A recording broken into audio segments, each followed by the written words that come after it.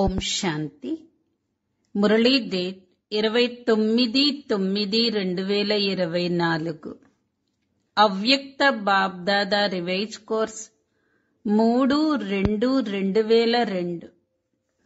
ఈరోజు బాబ్దాదా చెప్తున్నారు, సర్వ ఖజానాలతో సంపన్నంగా ఉన్న పిల్లల్ని చూస్తున్నారు. ఖజానాలతో సంపన్నంగా ఉన్నవారెలా ఉంటారు?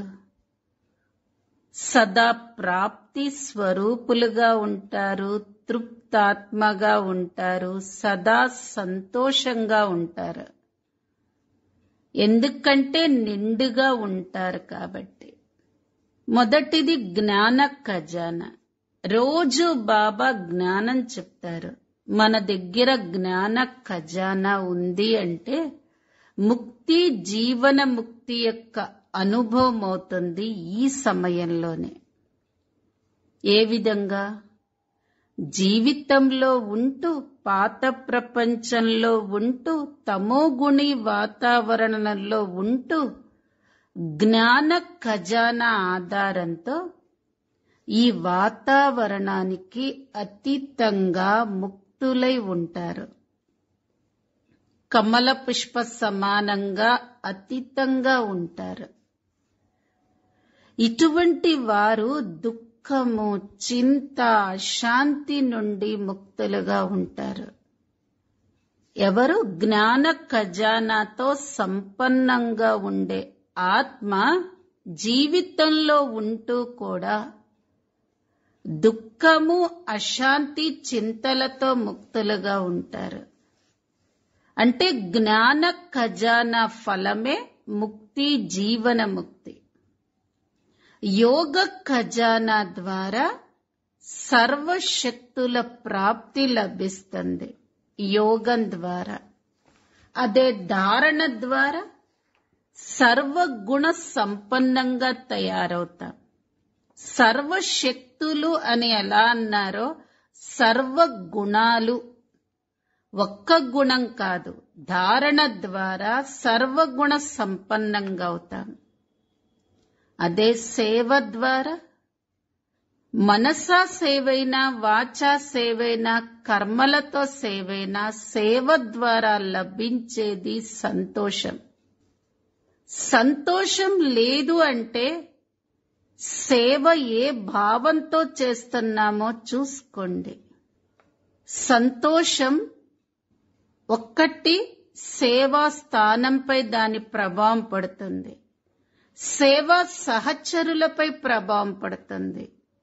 మనం ఏ ఆత్మల కోసం సేవ చేశామో వారిపైన కూడా ఆ ప్రభావం పడుతుంది.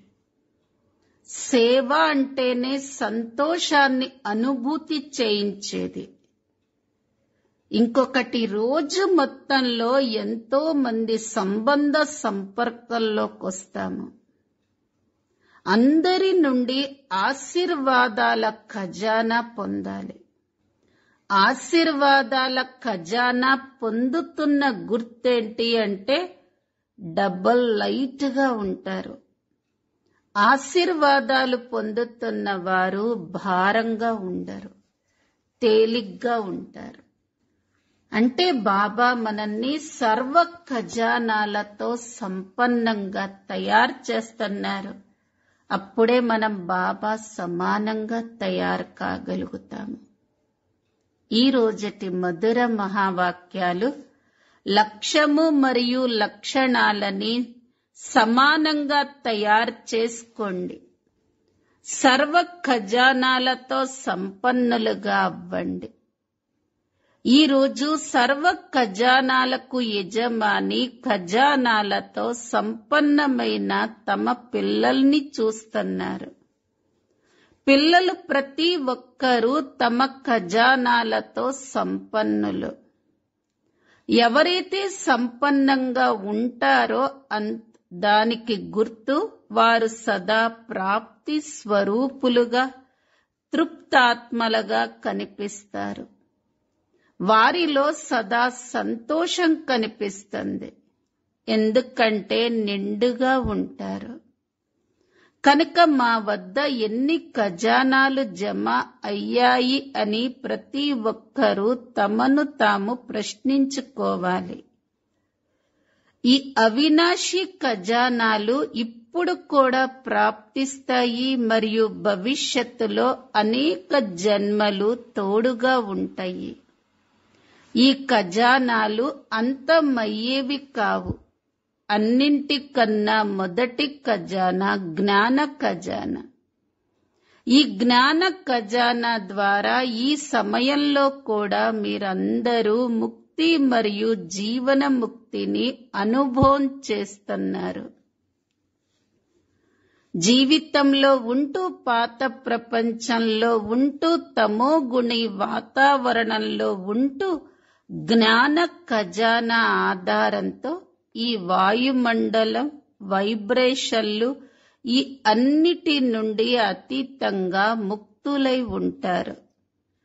కమల పుష్ప సమానంగా అతీతంగా ముక్తాత్మలై ఉన్నవారు దుఃఖం నుండి, చింతల నుండి, అశాంతి నుండి ముక్తులై ఉంటారు. జీవితంలో ఉంటూ చెడు అలవాట్ల బంధనాల నుండి ముక్తులుగా ఉంటారు. వ్యర్థ సంకల్పాల తుఫాన్ల నుండి ముక్తులుగా ఉంటారు. ముక్తులుగా ఉన్నారా? అందరూ చేతులూపుతున్నారు. కనుక ముక్తి మరియు జీవన ముక్తి ఈ జ్ఞాన ఖజానా ఫలం. ప్రాప్తి వ్యర్థ సంకల్పాలు రావటానికి ప్రయత్నిస్తూ ఉంటాయి. నెగటివ్ కూడా వస్తుంది, కానీ వ్యర్థ సంకల్పాలు లేక నెగటివ్ల పని రావటం మరియు జ్ఞాన స్వరూప ఆత్మల పని వాటి నుండి ముక్తులుగా, అతీతంగా మరియు బాబాకు ప్రియమైన వారిగా ఉండటము అన్న జ్ఞానము అనగా వివేకం మీకుంది. కనుక జ్ఞాన ఖజానా ప్రాప్తించిందా? నిండుగా ఉందా? ఖజానా సంపన్నంగా ఉందా లేక లోటుగా ఉందా అన్న దానిని పరిశీలించుకోండి. ఒకవేళ తక్కువగా ఉంటే దానిని జమ చేసుకోండి, ఖాళీగా ఉంచకూడదు. అలాగే యోగ ఖజానా, దీనివల్ల సర్వశక్తుల ప్రాప్తి కలుగుతుంది. కనుక యోగ ఖజానా ద్వారా సర్వశక్తులు జమ అయ్యాయా అని మిమ్మల్ని మీరు చూసుకోండి. సర్వ ఒక శక్తి అయినా ఒకవేళ తక్కువవుతే అవసరమైన సమయంలో మోసగించేస్తుంది. మీ అందరి టైటిల్ మాస్టర్ సర్వశక్తివంతులు. శక్తివంతులు అని కాదు, సర్వశక్తివంతులు. మరి సర్వశక్తుల ఖజానా యోగ బలం ద్వారా జమ అయ్యిందా? నిండుగా ఉందా? ప్రాప్తి స్వరూపంగా ఉందా లేక లోటుగా ఉందా? ఎందుకని? ఇప్పుడు మీరు ఆ లోటుని పూడ్చగలరు. ఇప్పుడు అవకాశం ఉంది. తర్వాత సంపన్నంగా చేసుకునే సమయం సమాప్తమైపోతే లోటు అలాగే ఉండిపోతుంది. పరిశీలించుకోండి. ఒక్కొక్క శక్తిని ఎదురుగా తీసుకురండి మరియు మొత్తం దినచర్యలో పరిశీలించుకోండి. ఒకవేళ పర్సెంటేజ్ తక్కువగా ఉన్నట్లయితే ఫుల్ పాస్ అని అనరు. ఎందుకంటే మీ లక్ష్యం ఫుల్ పాస్ అవ్వాలి అనా లేక హాఫ్ పాస్ అవ్వాలి అనా అని పిల్లలెవరినైనా అడిగినా సూర్యవంశీయులుగా అవుతాము, చంద్రవంశీయులుగా అవ్వము అనే అందరూ అంటారు. చంద్రవంశీయులుగా అవుతారా? బాప్ దాదా చాలా మంచి సింహాసనం ఇస్తారు. అప్పుడు చంద్రవంశీయులుగా అవుతారా? భారతదేశం వారు సూర్యవంశీయులుగా, విదేశీయులు చంద్రవంశీయులుగా అవుతారా, అవ్వరా? సూర్యవంశీయులుగా అవ్వాలా? అవ్వాల్సిందే. బాప్ దాదా స్నేహపూర్వక సంభాషణ చేస్తున్నారు. సూర్యవంశీయులుగా అవ్వాల్సిందే అని అనుకున్నప్పుడు దృఢ నిశ్చయం కూడా ఉంది. బాబాతో మరియు స్వయంతో ప్రతిజ్ఞ చేసినట్లయితే ఇప్పటి నుండి ఏ శక్తి యొక్క శాతము తక్కువగా ఉండకూడదు. పరిస్థితుల అనుసారంగా, సమస్యల అనుసారంగా శాతం తక్కువగా ఉండిపోయింది అని ఒక్కవేళ చెప్పినట్లయితే 16 కళలు ఉన్నవారిగా అవుతారు. కనుక ఈ రోజుల్లో బాప్ దాదా నలువైపులా ఉన్న పిల్లలందరి లెక్కపత్రాన్ని, రిజిస్టర్ని చెక్ చేస్తున్నారు.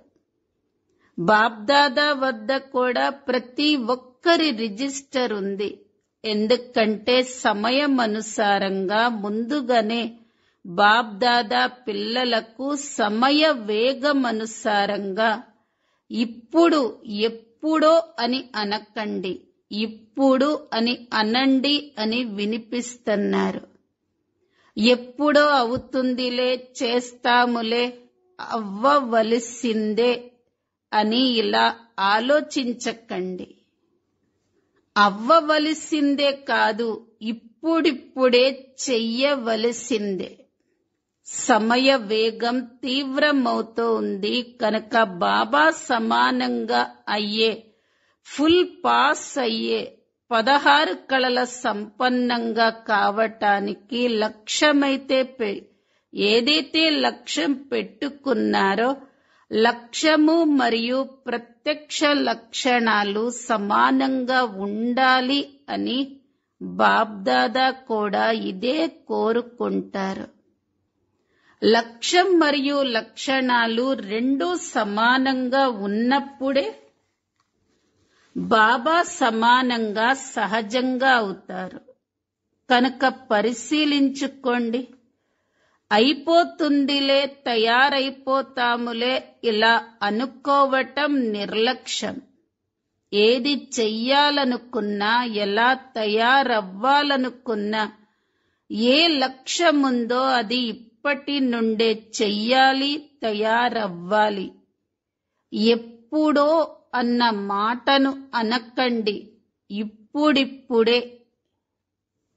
జ్ఞాన ఖజానా, యోగ ఖజానా మరియు ధారణ ఖజానా. ధారణలతో గుణాల ఖజానా జమ అవుతుంది.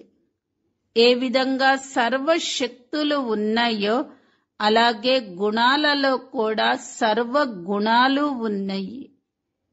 కేవలం ఒక్క గుణం కాదు, సర్వ గుణాలు.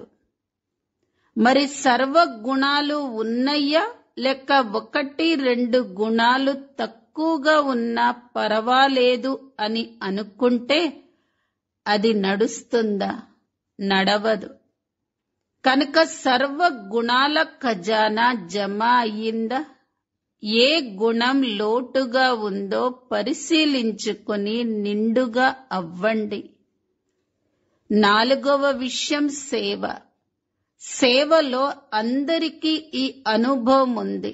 మనసా సేవ, వాచా ద్వారా లేక కర్మల ద్వారా ఎప్పుడు సేవ చేసినా కానీ దాని ప్రాప్తిగా ఆత్మిక సంతోషం లభిస్తుంది.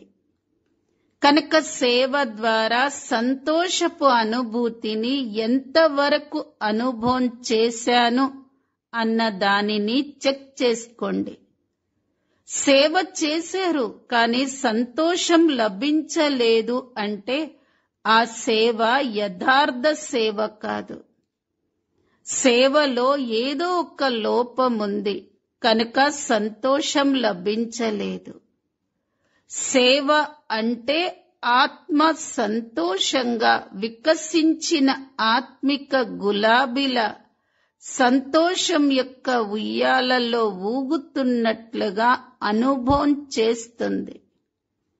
కనుక చెక్ చేసుకోండి, మొత్తం రోజంతా సేవ చేశారు, కానీ మొత్తం రోజంతా చేసిన సేవతో పోలిస్తే అంతగానే సంతోషంగా ఉందా, లేక ఇది కాదు అది, ఇది కాదు అది, ఇలా ఆలోచనలే నడుస్తున్నాయ్యా? మీ సంతోషం యొక్క ప్రభావం ఒకటి సేవా స్థానంపై, రెండవది సేవా సహచరులపై, మూడవది ఏ ఆత్మల కోసమైతే సేవ చేశారో ఆ ఆత్మలపై పడాలి. వాయుమండలం కూడా సంతోషంగా అయిపోవాలి. ఇంకొక విషయము, 4 సబ్జెక్టులైతే వచ్చేశాయి. మరొకటి సంబంధ సంపర్కాలు. ఇది కూడా చాలా అవసరం. ఎందుకని? చాలా మంది పిల్లలు బాబ్దాదాతో అయితే సంబంధం ఉండనే ఉంది, పరివారంతో ఉంటే ఏంటి, లేకపోతే ఏంటి, లేకపోయినా పర్వాలేదు అనుకుంటారు. బీజంతో అయితే సంబంధం ఉండనే ఉంది కదా అని అనుకుంటారు. కానీ మీరు విశ్వరాజ్యం చెయ్యాలి కదా, కనుక సంబంధ సంపర్కాలలోకి రావలసిందే. సంబంధ సంపర్కాల ద్వారా ఆశీర్వాదాలు అనే యథార్థ ఖజానా లభిస్తుంది. సంబంధ సంపర్కాలు లేకపోతే మీ వద్ద ఆశీర్వాదాల ఖాతా జమ అవ్వదు. తల్లి తండ్రుల ఆశీర్వాదాలైతే ఉన్నాయి, కానీ సంబంధ సంపర్కాల ద్వారా కూడా ఆశీర్వాదాలను పొందాలి. ఒకవేళ ఆశీర్వాదాలు లభించకపోతే, ఫీలింగ్ రాకపోతే, సంబంధ సంపర్కాలలో ఏదో లోపం ఉంది అని భావించండి. యథార్థ రీతిలో ఒకవేళ సంబంధ సంపర్కాలు ఉంటే ఆశీర్వాదాల అనుభూతి కలగాలి. ఆశీర్వాదాల అనుభూతి ఎలా ఉంటుంది? అనుభవీలే కదా. ఒకవేళ సేవ ద్వారా ఆశీర్వాదాలు లభించిన దాని అనుభవం ఎలా ఉంటుంది అంటే, స్వయం కూడా సంబంధంలోకి వస్తారు, కార్యం చేస్తూ డబల్ లైట్ గా ఉంటారు, భారంగా అనిపించదు.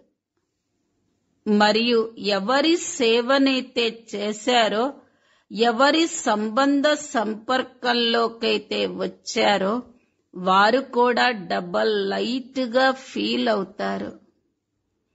ఈ సంబంధంలో సదా తేలికగా ఉంటుంది, అనగా ఈజీగా ఉంటుంది, భారం అనిపించదు అని అనుభవం చేస్తారు. సంబంధంలోకి వచ్చినా రాకపోయినా కానీ ఆశీర్వాదాలు లభించిన కారణంగా రెండు వైపులా నియమ ప్రమాణంగా ఉంటారు. అలాగని అంత సహజంగా కూడా ఉండకూడదు. బాగా తీపి ఉన్న చోట చీమలు కూడా చేరతాయి అని సామెత ఉంది కదా. కనుక అంత ఈజీ కూడా కాదు, కానీ డబల్ లైట్ గా ఉంటారు. కనుక మీ ఖజానాలను చెక్ చేసుకోండి అని బాబ్దాదా అంటారు. సమయాన్ని ఇస్తున్నాము, సమాప్తి అన్న బోర్డు ఇప్పుడు ఇంకా పెట్టలేదు. కనుక చెక్ చేసుకోండి మరియు ఉన్నతిని చెందుతూ ఉండండి. బాబ్దాదాకు పిల్లలపైన ప్రేమ ఉన్నది కదా. పిల్లలెవరూ వెనకగా ఉండిపోకూడదు అని బాబ్దాదా అనుకుంటారు. పిల్లలు ప్రతి ఒక్కరూ ముందుకు వెళ్ళాలి. నడుస్తూ నడుస్తూ దేహ అభిమానం వచ్చేస్తుంది. స్వమానము మరియు దేహ అభిమానం. దేహ అభిమానం కారణం స్వమానంలో లోటు ఏర్పడటం. మరి దేహ అభిమానాన్ని తొలగించుకునేందుకు అతి సహజ సాధన. దేహ అభిమానం వచ్చేందుకు కారణం ఒక్కటే మాట, ఒక్కటే శబ్దం. అది మీకు తెలుసు కూడా. దేహ అభిమానం ఉన్న ఆ ఒక్క మాట ఏంటి? నేను అన్నారు. అచ్చా, మరి ఎన్నిసార్లు నేను నేను అని అంటారు? మొత్తం రోజంతటిలో ఎన్నిసార్లు నేను అని అంటారో వ్రాసుకున్నారా? సరే, ఒక్క రోజు వ్రాయండి. పదే పదే నేను అన్న మాటైతే వస్తూనే ఉంటుంది. కానీ నేనెవరిని అన్నది మొదటి పాఠం. దేహ అభిమానంలోకొచ్చి నేను అని అంటారు. కానీ నిజానికి నేనెవరిని? ఆత్మనా లేక దేహమా? ఆత్మ దేహాన్ని ధారణ చేసిందా లేక దేహం ఆత్మను ధారణ చేసిందా? ఏం జరిగింది? ఆత్మ దేహాన్ని ధారణ చేసింది. ఇది కరెక్ట్ కదా? ఆత్మ దేహాన్ని ధారణ చేస్తే మరి నేనెవర్ని? ఆత్మ కదా. కనుక సహజ సాధనం ఎప్పుడు నేను అన్న మాట మాట్లాడినా నేను ఎటువంటి ఆత్మను అన్నది అప్పుడు గుర్తు చేసుకోండి. నిరాకార స్థితి గుర్తున్నట్లయితే నిరహంకారులుగా స్వతహాగా అయిపోతారు. దేహ బాణం అంతమైపోతుంది. అదే మొదటి పాఠం. నేనెవరిని, నేనెటువంటి ఆత్మను అన్న దానిని స్మృతిలో ఉంచుకొని ఆత్మను గుర్తు చేసుకుంటే నిరాకారి స్థితి పక్కా అయిపోతుంది.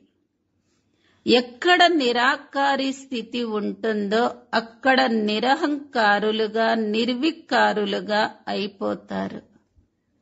కనుక రేపటి నుండి వ్రాసుకోవాలి.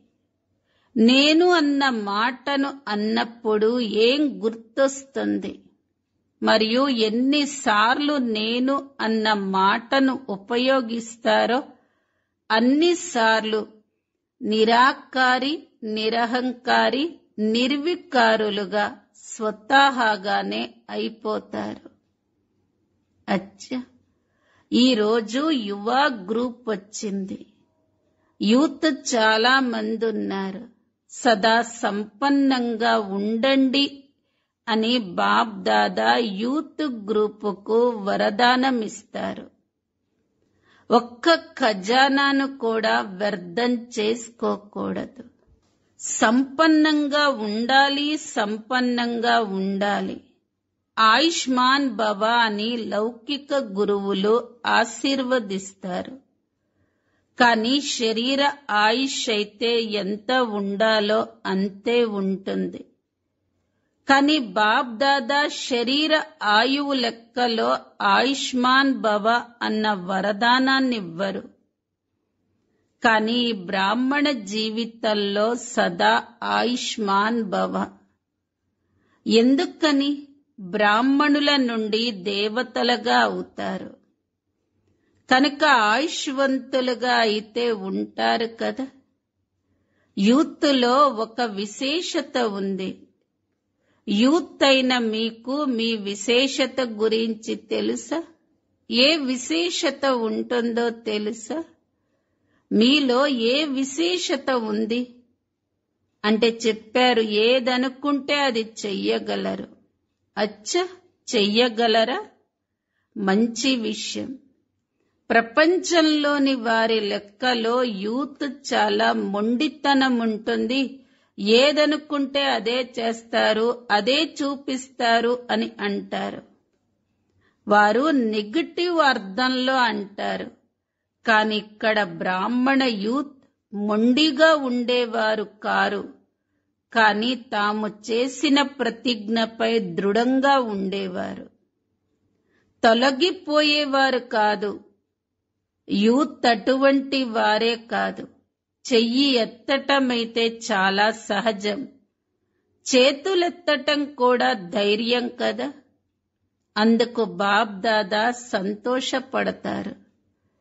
మేమీ బ్రాహ్మణ జీవితం యొక్క ప్రాప్తి నుండి, సేవ నుండి ఎప్పుడూ సంకల్పంలో కూడా తొలగిపోము అని మీరు ప్రతిజ్ఞ చేశారు. మీరు చేసిన ఈ ప్రతిజ్ఞను, పెట్టిన ధైర్యాన్ని ప్రతిరోజు అమృత వేళ పునరావృతం చేసుకోండి. ఉంచుకున్న ధైర్యం, చేసిన సంకల్పం ప్రాక్టికల్లో జరుగుతుందా అని పదే పదే చెక్ చేసుకోండి. 2-4 లక్షల మంది యూత్ తయారైనా మంచిదే అని గవర్నమెంట్ వారంటారు. కానీ ఇక్కడ బ్రాహ్మణ యూత్ ఒక్కొక్కరు 1,00,000 మందితో సమానమని బాబ్దాదా అంటారు. అంత దృఢమైన వారు, అవునా? చూడండి, ఇంటికి వెళ్ళిన తర్వాత మళ్ళీ బాబా మాయ వచ్చింది, సంస్కారం వచ్చేసింది, సమస్యలు వచ్చాయి అని వ్రాయకూడదు. సమస్యలు వస్తే వాటి సమాధాన స్వరూపులుగా అవ్వండి. సమస్యలైతే వస్తాయి, కానీ నేనెవరిని అని మిమ్మల్ని మీరు ప్రశ్నించుకోండి. సమాధాన స్వరూపాన్న లేక సమస్యల కారణంగా ఓడిపోయేవాడినా? మీ అందరి టైటిల్ ఏంటి? విజయ రత్నాలు అనా లేక ఓడిపోయే రత్నాలు అనా? విజయ రత్నాలు. బ్రాహ్మణ జన్మ లభించటంతోనే బాప్ దాదా బ్రాహ్మణుల ప్రతి ఒక్కరి మస్తకంపై విజయ తిలకాన్ని అమరంగా పెట్టారు. అమర భవ అన్న వరదానం కలవారు. ఇప్పుడు మీకు మీరు ప్రతిజ్ఞ చేసుకోండి. ఇలా ప్రతిజ్ఞైతే అందరూ చేస్తారు, కానీ మనస్సులో మీకు మీరు ఎప్పుడూ సంస్కారాలకు వశమవ్వము అని ప్రతిజ్ఞ చేసుకోండి. బాబా సంస్కారం ఏదో అదే బ్రాహ్మణ ఆత్మలైన సంస్కారం. ద్వాపరం కలియుగ సంస్కారాలేవైతే ఉన్నాయో అవి నా సంస్కారాలు కావు. ఎందుకంటే అవి బాబా సంస్కారాలు కావు. ఈ తమోగుణి సంస్కారాలు బ్రాహ్మణ సంస్కారాల కాదు కదా. మరి మీరెవరు? బ్రాహ్మణులు కదా. బాప్ దాదాకు యూత్ గ్రూపును చూస్తే గర్వంగా ఉంటుంది. చూడండి, దాదీలకు కూడా యూత్ అంటే గర్వంగా ఉంటుంది. యూత్ అంటే దాదీకి ప్రేమ ఉంటుంది కదా, అదనంగా ప్రేమ ఉంటుంది. కుమారులు సుకుమారులు, కుమారులు కాదు సుకుమారులు. ఒక్కొక్క కుమారుడు విశ్వంలోని కుమారులను పరివర్తన చేసి చూపించేవారు. అచ్చ, కుమారులకు పని ఇమ్మంటారా? ధైర్యం ఉందా? చెయ్యాల్సి వస్తుంది. కుమారీలు చేస్తారా? పని ఇస్తున్నాము. ధ్యాస పెట్టి వినండి. మరలా వచ్చే సీజన్ ఉంటుంది కదా. వచ్చే సీజన్లో కూడా ఇలాగే కుమారులకు స్పెషల్ ప్రోగ్రాం పెడతారు. కానీ అనేది కూడా ఉంటుంది. ఎక్కువ పని ఇవ్వటం లేదు. ఒక్కొక్క కుమారుడు 10 మంది కుమారులను తయారు చేసి, అనగా చేతికి చిన్న కంకణాన్ని తయారు చేసి తీసుకురావాలి. చేతికి కంకణం ధరిస్తారు కదా. బ్రహ్మా బాబా సదా చేతిలో పూల కంకణాన్ని ఉంచుతారు. ఒక్కొక్క కుమారుడు కచ్చా కుమారులను కాకుండా పక్కా కుమారులను తీసుకురావాలి. లేకపోతే మధుబన్కి వస్తారు, కానీ మరలా ఇంటికెళ్ళి మారిపోతారు. కానీ వారిని పక్కా చేసి తీసుకురావాలి. వారిని చూసి బాప్ దాదా ఓహో కుమారుల్లారా ఓహో అని అనాలి. ఇలా తయారు చేస్తారా? కొద్దిగా ఆలోచించుకోండి. చెయ్యవలసి వస్తుంది, తయారు చెయ్యవలసి వస్తుంది అని ఆలోచించి చేతులెత్తండి. డబల్ విదేశీయులు కూడా చేస్తారా? డబల్ విదేశీయులలో కుమారులు చేతులెత్తండి. మరి మీరు కూడా 10 మందిని తీసుకొస్తారా? విదేశీయులు కూడా తీసుకువస్తారు, భారతదేశం వారు కూడా తీసుకువస్తారు. ఎవరైతే ఫస్ట్ క్లాస్ క్వాలిటీ ఉన్న వారిని తీసుకొస్తారో వారికి బహుమతి ఇస్తాను, గొప్ప బహుమతి ఇస్తాను. చౌకది కాదు. కుమారులంటే ప్రేమ కదా. ఒకవేళ గవర్నమెంట్ వారికి ఎక్కువలో ఎక్కువ మంది కుమారులు పాజిటివ్ కర్మలను చేసేవారు దొరికినట్లయితే వారు ఎంత సంతోషపడతారు. ఒకవేళ మీరు ఒక్కొక్కరు 10 మంది కుమారులను తీసుకువస్తే ఈ హాల్ అంతా కుమారులతో నిండిపోతుంది. అప్పుడు చూడండి, ఈ కుమారులను అని గవర్నమెంట్ వారికి చూపిస్తాము. కానీ తీసుకురావలసి ఉంటుంది, తయారు చెయ్యవలసి ఉంటుంది. ఒకవేళ మీ స్థితి, లక్ష్యం మరియు లక్షణాలను సమానంగా ఉంచుకున్నట్లయితే సేవలో సఫలత లభిస్తుందా లభించదా అన్న ఆలోచన కూడా తలెత్తదు. లక్ష్యం మరియు లక్షణాలను సమానంగా ఉంచుకున్నట్లయితే సేవలో సఫలత లభిస్తుందా లభించదా అన్న ఆలోచన కూడా రాదు. సఫలత తప్పకుండా లభిస్తుంది. కేవలం మీరు నిమిత్తులుగా అవ్వవలసి ఉంటుంది. ఈ ప్రతిజ్ఞను సదా రివైజ్ చేసుకుంటూ ఉండాలి. అద్భుతాన్నైతే చెయ్యాల్సిందే. అచ్చా, మురళి వినిపించేటప్పుడు మధ్యలో అకస్మాత్తుగా 2 కుమారులు బాబ్దాదా ఎదురుగా స్టేజ్ పైకొచ్చేశారు. వారిని అక్కడ నుండి పంపేశారు. మంచిది.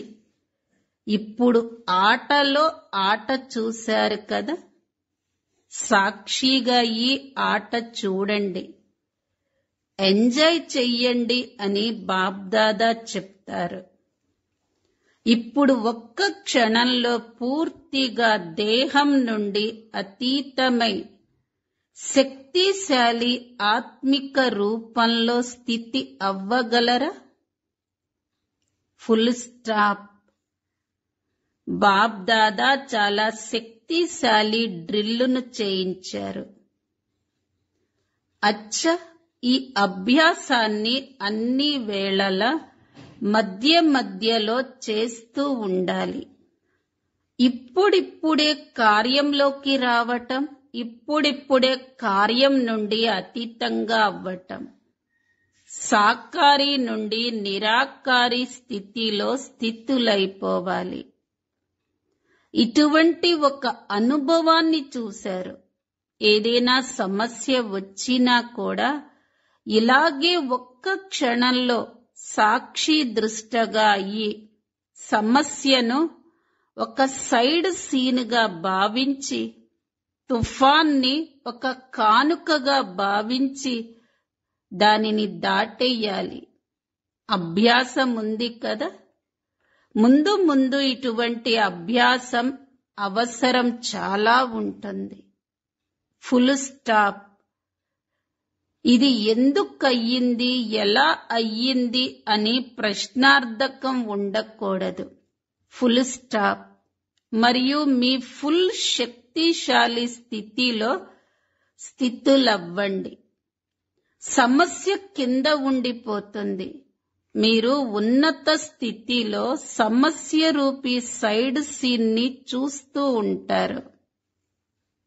అచ్చా, నలువైపులా ఉన్న సర్వ ఖజానాలతో సంపన్నమైన ఆత్మలకు సదా అన్ని వేళలా ప్రాప్తులతో నిండుగా ఉంటూ నవ్వుతూ హర్షితంగా ఉండే ఆత్మలకు సదా బాబాతో చేసిన ప్రతిజ్ఞను జీవితంలో ప్రత్యక్షం చేసే జ్ఞాన స్వరూప ఆత్మలకు, యోగ స్వరూప ఆత్మలకు సదా లక్ష్యం మరియు లక్షణాలని సమానంగా ఉంచుకునే బాబా సమానమైన ఆత్మలకు సదా అన్ని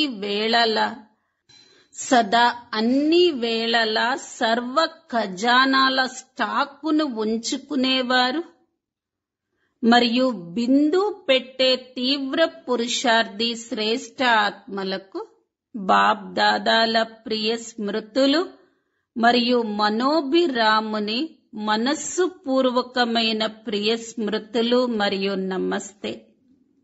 వరదానం: పరిస్థితులను శిక్షకునిగా భావించి వాటి నుండి పాఠం నేర్చుకునే అనుభవీ మూర్త భవ. ఎటువంటి పరిస్థితులలోనైనా గాబరా పడేందుకు బదులుగా కొద్ది సమయం కోసం దానిని శిక్షకునిగా భావించండి. పరిస్థితి మిమ్మల్ని విశేషంగా రెండు శక్తులకు అనుభవజ్ఞులుగా తయారు చేస్తుంది. ఒకటి సహన శక్తి మరియు రెండవది ఎదుర్కొనే శక్తి. ఈ రెండు పాఠాలను చదివినట్లయితే అనుభవీలుగా అయిపోతారు. మేమైతే ట్రస్టీలం, నాదంటూ ఏమీ లేదు అని అన్నప్పుడు మళ్లీ పరిస్థితుల వలన ఎందుకు గాబరా పడతారు? ట్రస్టీ అనగా అన్నింటినీ బాబాకు ఆధీనం చేసేశారు కనుక ఏది జరుగుతుందో అది మంచిగా జరుగుతుంది అన్న ఈ స్మృతితో సదా నిశ్చింతంగా సమర్థ స్వరూపంలో ఉండండి. స్లోగన్: ఎవరి స్వభావమైతే మధురంగా ఉంటుందో వారు పొరపాటున కూడా ఎవరికీ దుఃఖాన్ని ఇవ్వరు.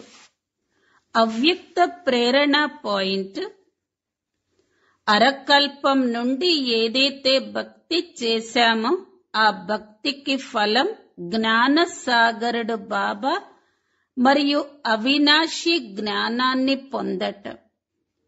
ఈ జ్ఞానంతో జ్ఞాని ఆత్మగా తయారైపోతారు. జ్ఞాన సాగరము మరియు జ్ఞానంలో ఇమిడి ఉన్నాము కాబట్టి ఇచ్ఛా మాత్రం అవిద్యగా ఉన్నాము. ఎటువంటి లోటు, ఎటువంటి కోరిక మన దగ్గర ఉండలేదు. ఎవరి దగ్గర? జ్ఞాన సాగరుడు జ్ఞానంలో ఇమిడిపోయినటువంటి వారి దగ్గర ఎటువంటి కోరిక ఉండదు. ఓం శాంతి.